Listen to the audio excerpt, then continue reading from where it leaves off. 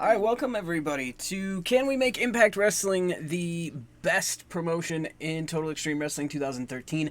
My name is the Mayor, Jason Smith, and we are continuing, as you can see, through June of 2020, and we are 2 days away from our next Impact pay-per-view Slammiversary. And I got a webcam, as you can see, and my daughter Sophia decided to join me on this one. So we have a pretty intense card set up for our pay-per-view. We've got the women's division matchup, Billie Kay versus Shayna Baszler. We have Marty Scurll versus Kofi Kingston for the X Division title. Seth Rollins versus Jon Moxley for the Impact Grand Championship. Seth Rollins. Lucha Bros versus Sami Callihan and Mike Elgin for the tag team titles. Cody Rhodes versus Bray Wyatt for the World Championship. And then we've got some non-title matches. EC3, TJP, and Johnny Impact versus Jake Hager, Bobby Fish, and Will Ospreay. We also have Eli Drake, Kenny Omega, and Jay White in a triple threat match. Adam Cole versus Adam Page. Flip Gordon versus Shawn Spears, the Inner City Machine Guns, Ricochet and Rich Swann versus Davion Everhart and Desmond Xavier, and then the Coffee Bros versus OVE versus the Bucks versus the Briscoes in a fatal four-way tag team match. That sounds really cool. And then we'll kind of backfill the rest of the card from there. Also in this, we are going to be talking about TNA Against All Odds 2008 pay-per-view. And we'll get started talking about that. This was the February 2008 pay-per-view. From the Orlando, Florida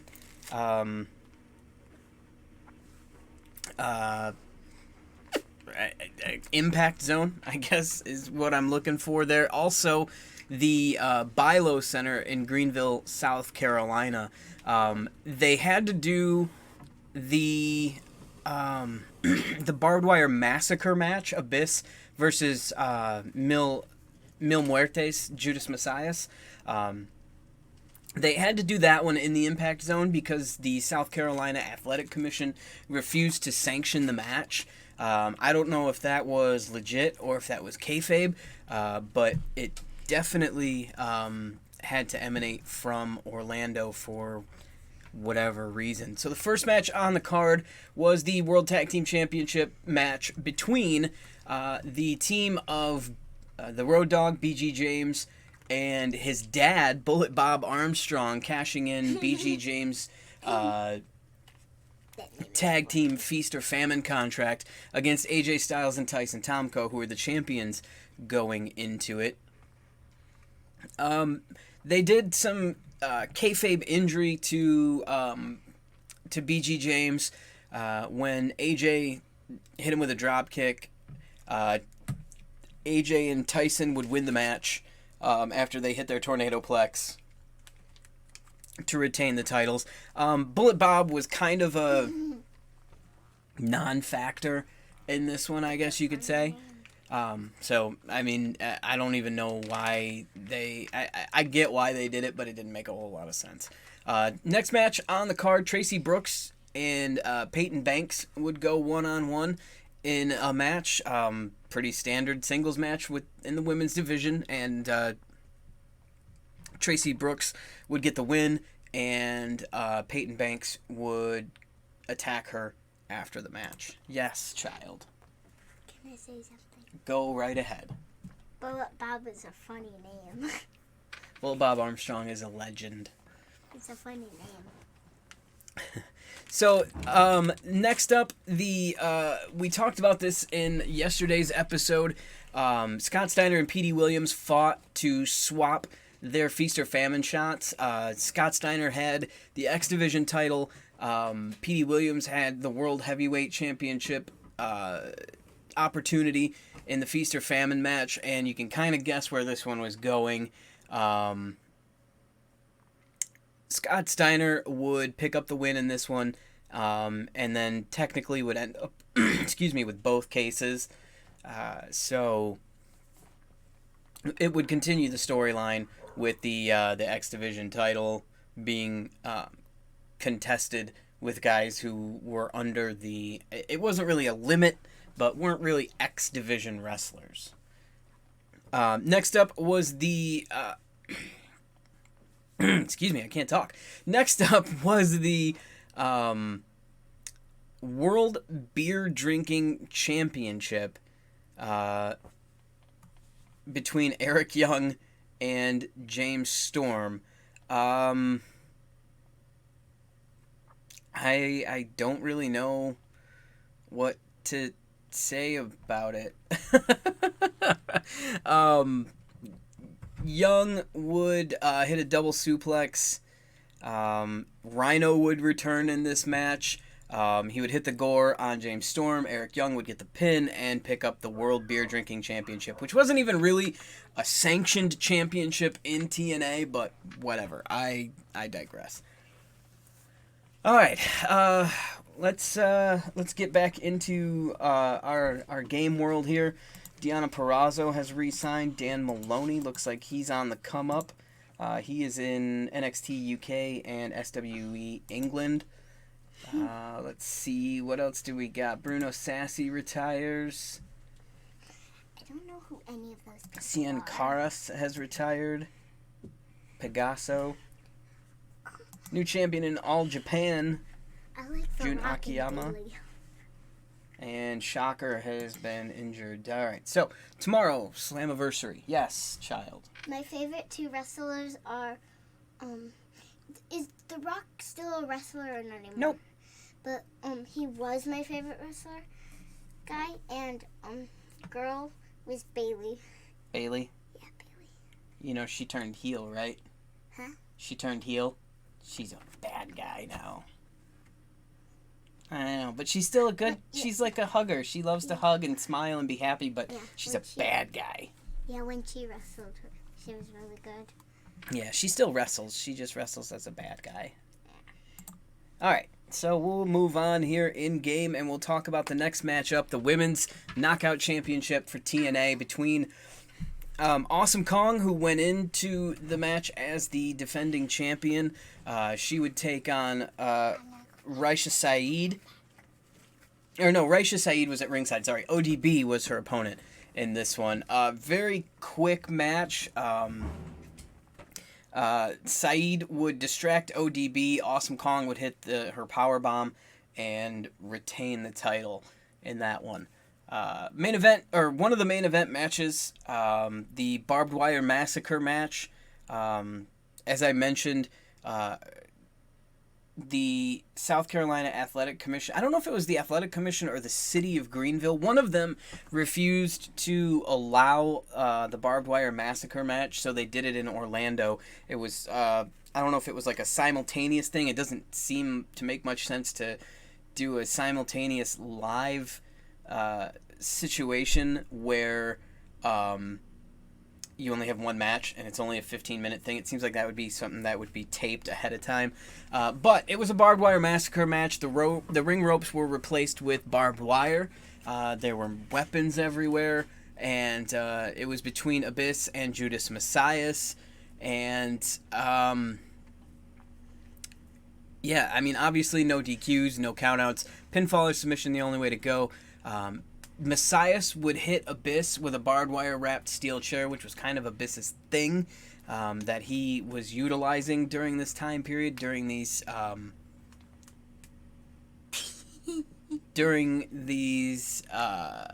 this storyline.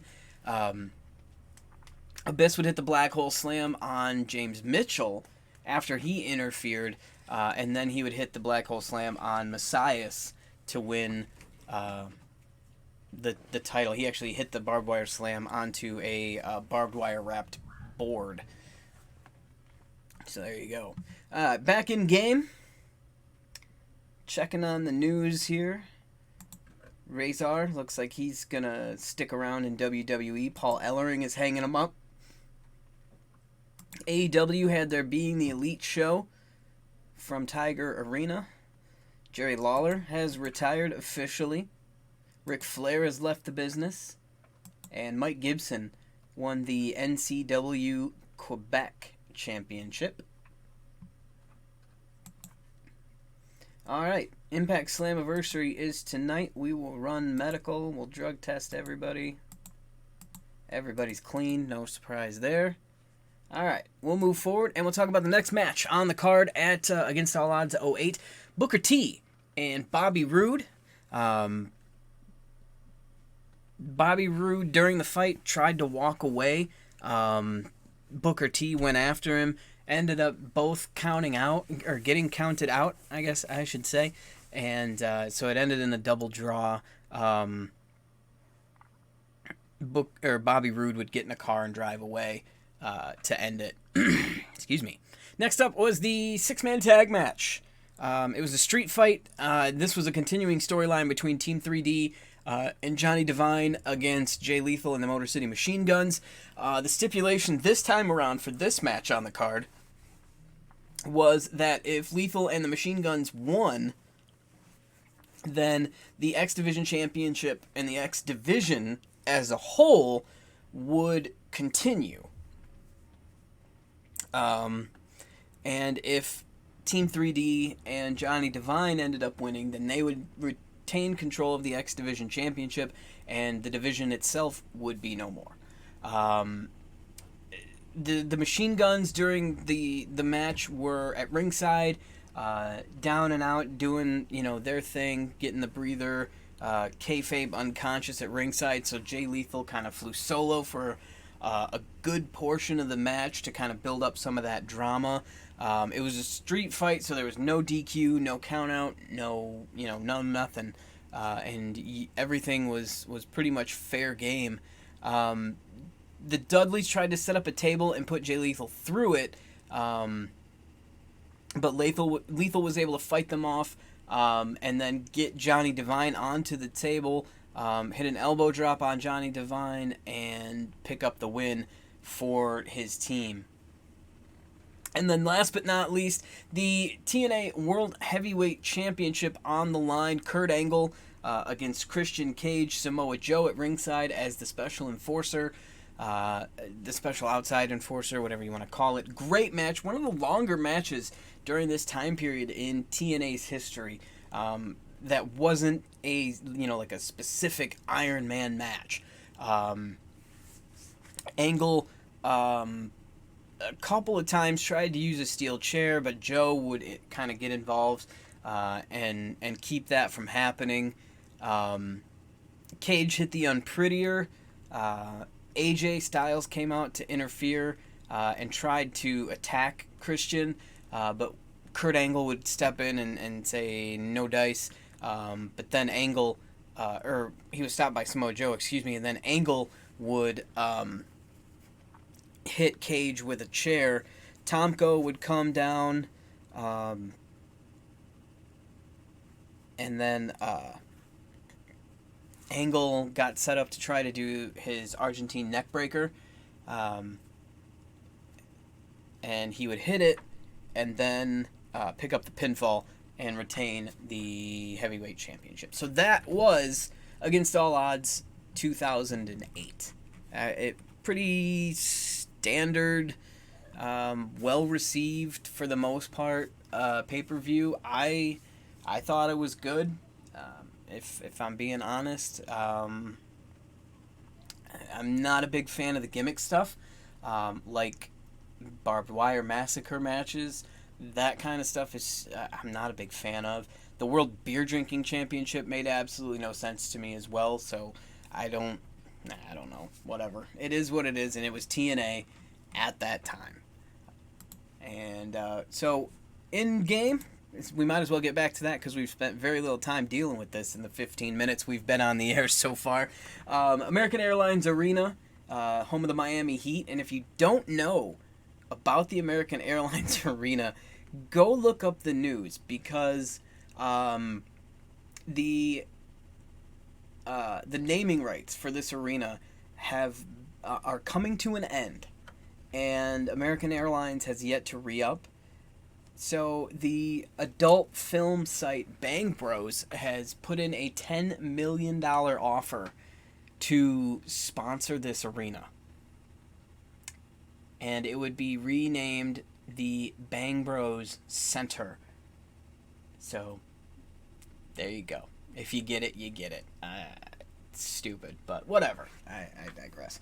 All right, so that's our venue for the day. It's a 3-hour pay-per-view. One of our signature pay-per-views is Slammiversary. I'm not sure why it's numbered 12 because I think Slammiversary 2020 is the let's see, that would be 2006. It would be 15, 16, I think. I have to look. Let me look that up real quick while we're sitting here talking about it. Slammiversary. This would be Slammiversary 16 in 2020. So that was close. All right. So let's get on with it here. And we'll start booking stuff up. We'll start with our women's division. Get our women's division championship match set up here. Billie Kay, the champion. Shayna Baszler, the challenger.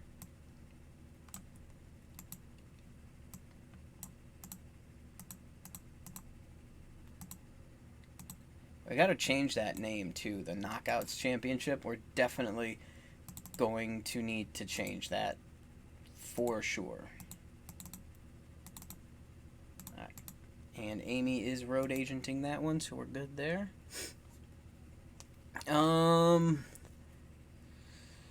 Okay, yep, now we'll finish off the women's division. I think a 10-woman battle royal, I think, is what I had planned for these ladies. 2, 4, 6, 8, 10, 12, 14, 16... 17 total. Okay, so we've got 17 total. So, how do I want to do this? Let's do a 15-woman battle royal in the pre-show, since we love them so much. We are a battle royal having nightmare here. But we have to leave 2 women aside, which we've already done. So that should give us 15. And it does. Yay. Alright. Beautiful. So I guess we'll make this a number 1 contenders match. So the winner of this becomes the number 1 contender to whomever wins this title.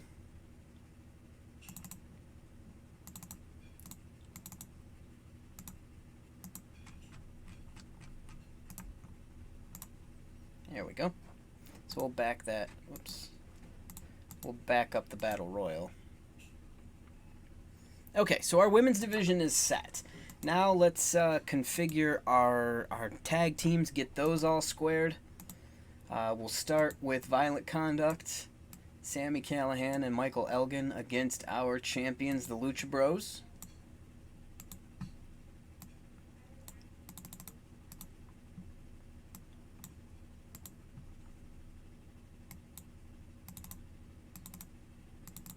Whoops. Don't want it to be tainted, that's for damn sure. I want it to be a decisive win. And put the tag team titles on the line.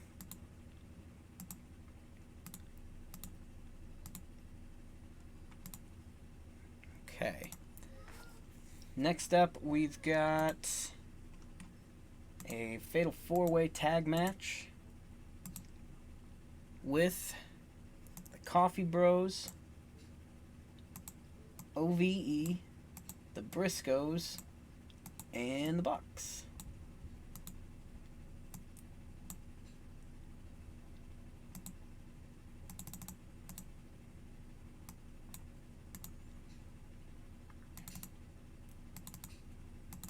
There we go. We'll slide that one in between the two women's matches. And then we have the Inner City Machine Guns taking on Davion Everhart and Desmond Xavier. We need to give them a cool tag team name. They don't have a cool tag team name yet. We need to work on that. And I need to stop accidentally clicking Tainted Finish. Let's put that team together. Desmond Xavier and Davion Everhart. And let's...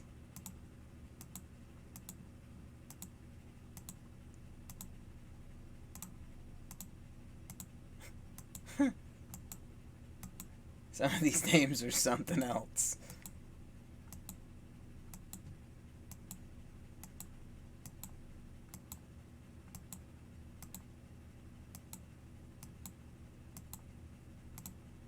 Come on, you can do better than this.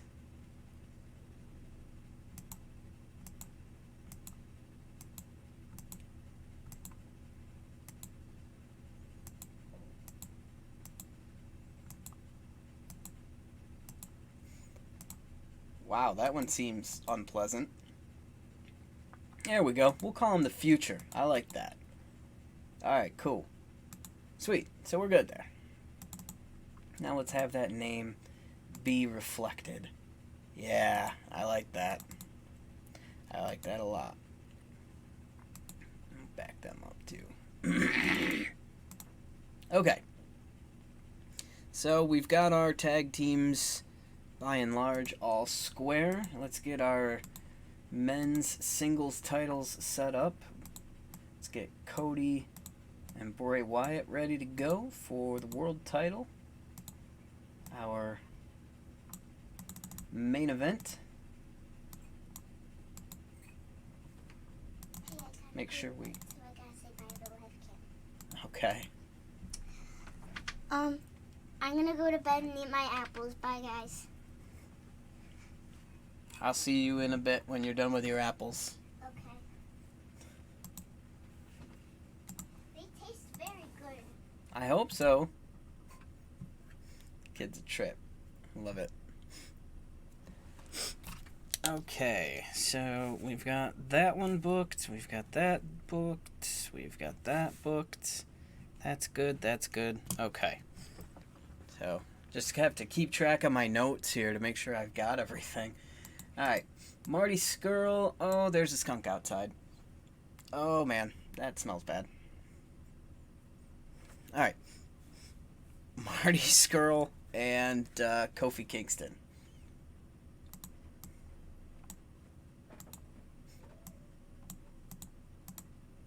Oh, my goodness. That is something else.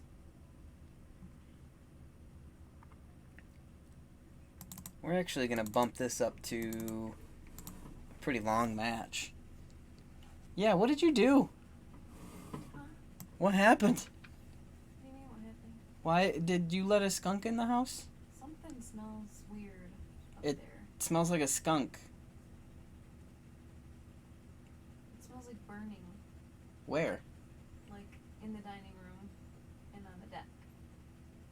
Or maybe it's just skunk and my nose is messed up. I'm pretty sure it's a skunk because it's ripe. I'll check it out here in a You smell it second. down here too? Yeah. Oh yeah. I'll check it out.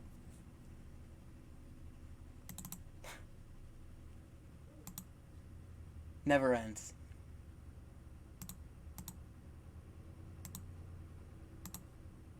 Alright, so we're going to pause the stream so I can go figure out what the hell this is. We'll be back.